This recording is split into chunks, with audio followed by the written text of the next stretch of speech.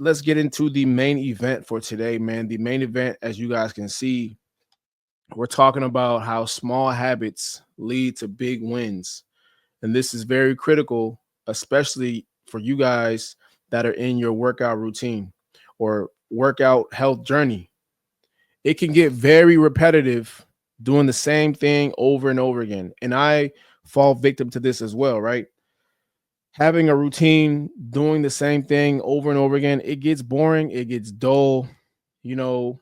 You definitely start to feel it over time where things are just it's the same day, everything is just the same, and it can get draining at times. This is very normal, but the main thing is that if you really want to see results, right, if you really want to see changes, those small habits, those boring, repetitive, routines is what's going to get you there. So this episode, we're just breaking this thing down on why you need to have small habits, right? The small habits are the habits that lead to the biggest returns. My coach used to always tell me, do the little things. The little things is what is going to make you seek success, right? Success on whatever it is that you're doing. The reason why a lot of people quit is because they try to do major changes too quickly, right? And then they burn out and then they don't want to do it no more. And then boom, they're off their plan. They quit. It's over with. But what you really want to do is just do little small habits that is going to get you to where you want to go to, right? So let's just say you're on a workout plan right now, and the trainer that you're working with, right? Let's say you're working with me. The trainer has you working out at, let's just say after your workout, they say he wants you to do 5,000 steps, right? Or walk 5,000 steps throughout the whole day.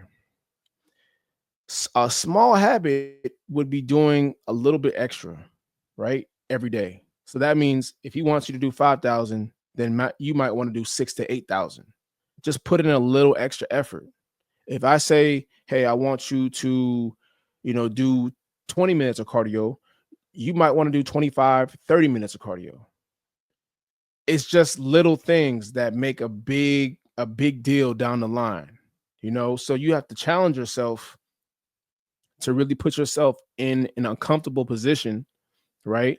That you can sustain, because these things are not always comfortable, right? Doing things that are outside of your comfort zone are not going to be comfortable. Just make sure you and do them in a way where you can sustain it for a long period of time. It's going to suck, but at least pick the one that's going to suck that you can stick with, if that makes sense, right? So I saw this article, and I'm going to show you guys in a second, where it talks about how if you make your bed, you are 206% more likely to become a millionaire. Let me show you guys this article real quick. This was very interesting that I saw today.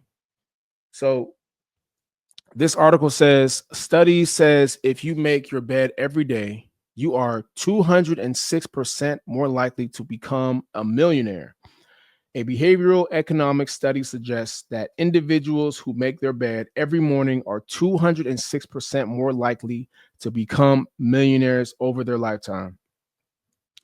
While making your bed won't directly grow your bank account, the habit reflects key traits shared by high achievers: discipline, structure, and attention to detail.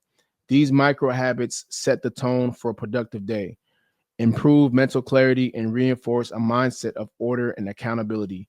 According to researchers, daily bed makers are more likely to have strong goal setting behavior, better time management, and higher levels of self motivation, qualities close linked to long term financial success. Success starts with the small things. Your bed is one of them. Hey, man, I make my bed every morning, you know, and I just started doing that maybe 6 months ago. This was not something that I did, you know, I've been doing forever. I just started making my bed 6 months ago. And then I run into an article like this. And it makes sense, man. How you do one thing is how you do everything. It's very simple.